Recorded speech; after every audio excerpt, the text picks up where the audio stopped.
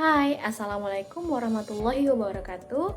Bertemu lagi dengan saya Eka Oktaviani Loke, peserta pelatihan dasar CPNS dari instansi pemerintah Kota Padang, Angkatan 3, Kelompok 3, nomor absen 5. Pada kesempatan yang kedua ini, saya akan mereview kembali materi yang sudah didapatkan dari kegiatan sinkronus pada hari Rabu 31 Agustus 2022 tentang analisis isu kontemporer oleh Bapak Nasridal Patria.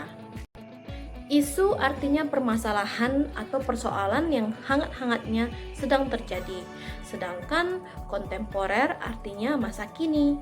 Jadi, isu kontemporer dapat diartikan sebagai sebuah persoalan yang sedang terjadi pada masa sekarang dan jadi trending topik untuk dibahas dan dicari penyelesaiannya. Adapun contoh-contoh isu kontemporer diantaranya adalah yang pertama, korupsi, yang kedua, narkoba, yang ketiga, terorisme, yang keempat, radikalisme, yang kelima, money laundry, 6, proxy war, 7, mass communication, di dalamnya ada cyber, crime, hate speech, dan hoax. Tidak semua persoalan yang terjadi di sekitar kita, baik itu di rumah, di masyarakat, maupun di lingkungan tempat kita bekerja merupakan isu kontemporer. Untuk mengetahuinya, kita perlu menganalisis isu tersebut. Di dalam kehidupan ini, kita akan selalu mengalami yang namanya perubahan.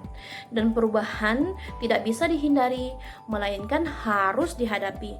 Oleh karena itu, kita harus mampu melakukan adaptasi terhadap perubahan dan menyelesaikan segala persoalan yang disebabkan oleh perubahan tersebut. Lalu, apa sih yang dimaksud dengan perubahan strategis? Perubahan lingkungan strategis adalah perubahan yang terjadi pada 4 level, yaitu dimulai dari lingkungan strategis individu, keluarga, masyarakat, dan dunia. Perubahan ini menuntut semua orang wajib berperan serta dalam menghadapi perubahan jika tidak ingin tertinggal dalam arus perubahan. Untuk bisa memahami perubahan lingkungan strategis yang terjadi di sekitar kita harus memiliki wawasan terkait hal tersebut, yakni melalui pemahaman tentang analisis isu kontemporer. Dengan melakukan analisis isu kontemporer, diharapkan kita dapat menghadapi perubahan lingkungan strategis yang terjadi dan melakukan aktualisasi nyata terkait isu yang ada dalam menjalankan tugas kita, terlebih lagi sebagai seorang ASN. Ada beberapa modal nih yang harus kita miliki dalam menghadapi perubahan. Modal ini harus dimiliki semua orang. Dengan modal tersebut, kita diharapkan dengan mudah melakukan isu analisis kontemporer ataupun menghadapi perubahan lingkungan strategis. Ada salah satu contoh teknik menapis isu, yaitu dengan USG. USG adalah singkatan dari urgency, seriousness, dan growth. Metode USG merupakan salah satu cara menetapkan urutan prioritas masalah dengan metode teknik scoring. Proses untuk metode USG dilakukan dengan memperhatikan urgensi dari masalah, keseriusan masalah yang dihadapi, serta kemungkinan berkembangnya masalah tersebut semakin besar. Caranya dengan menentukan tingkat urgensi, keseriusan, dan perkembangan isu dengan menentukan skala skor 1 sampai 5. Isu yang memiliki skor tinggi merupakan isu prioritas. Dikatakan tadi di awal, teknik ini memiliki 3 acuan yang digunakan, yaitu yang pertama urgensi atau urgensi masalah. Itu seberapa mendesak suatu isu itu harus dibahas, dianalisis, dan ditindaklanjuti. Dilihat dari tersedianya waktu, mendesak atau tidaknya masalah tersebut diselesaikan.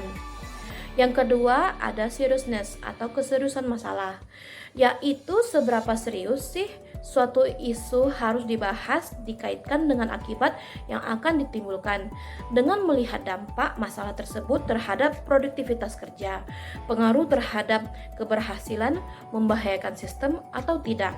Yang ketiga ada growth, yaitu seberapa besar kemungkinan memburuknya isu tersebut jika tidak ditangani dengan segera, dan apakah masalah tersebut berkembang sedemikian rupa sehingga sulit untuk dicegah. Ini ada contoh, misalkan kita mengalami 3 masalah yang terjadi di lingkungan kerja kita. Katakanlah masalah A, masalah B, dan masalah C.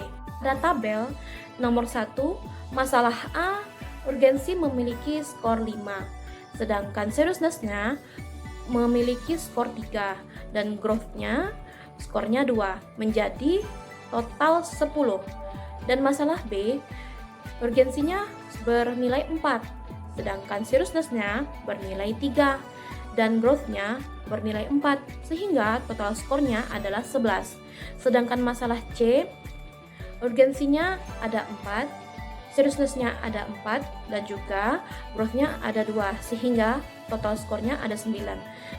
Nah, jika dilihat dari total skor masalah A, B, dan C, maka total skor yang tertinggi adalah masalah B. Jadi, yang bisa disimpulkan adalah yang menjadi isu prioritas dari masalah-masalah tersebut adalah masalah B karena memiliki total skor tertinggi. Sekian sedikit review materi analisis isu kontemporer dari saya. Mohon maaf apabila ada kesalahan kata ataupun penyampaian. Semoga apa yang saya berikan ini bermanfaat untuk kita semua. Dan terima kasih. Assalamualaikum warahmatullahi wabarakatuh.